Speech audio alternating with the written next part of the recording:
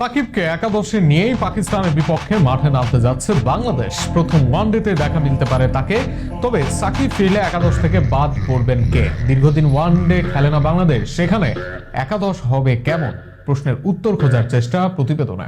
বিশ্বকাপ শেষে বাংলাদেশ সফরে আসবে পাকিস্তান ক্রিকেট দল। সূচি অনুযায়ী 9 মার্চ ঢাকায় পা রাখবে তারা। এরপর 11, 13 ও 15 মার্চ 3 ম্যাচের ওয়ানডে সিরিজ অনুষ্ঠিত হবে। সিরিজ শেষে 17 মার্চ বাংলাদেশ ছাড়বে পাকিস্তান দল। এই ম্যাচে টাইগারদের একাদশে প্রায় 2 বছর পর দেশের মাটিতে খেলতে নামলেন সাকিব আল হাসান। সেক্ষেত্রে দলের একাদশে ওপেনিংয়ে দেখা মিলতে পারে সৌম্য সরকার ও তানজিদ হাসান তামিমকে। টি-20তে না থাকলেও সর্বশেষ ওয়ানডে স্কোয়াডে ছিলেন সৌম্য। এদিকে ওয়ান ডাউনে খেলতে পারেন সাইফ হাসান। সেক্ষেত্রে 4 নম্বরে খেলবেন দলের সাবেক অধিনায়ক শান্ত। ইনফর্ম শান্তর পর 5 নম্বরে কে খেলবেন তা নিয়ে আছে বড় প্রশ্ন। অঙ্কন, লিটন দাস নাকি শামীম হোসেন পাটোয়ারি?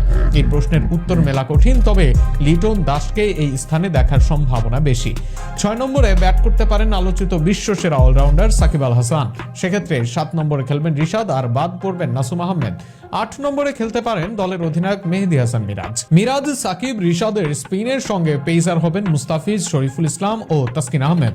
তবে তাসকিন অথবা শরীফুলের জায়গায় সাইফুদ্দিন কিংবা তানজিম সাকিব সুযোগ পেলেও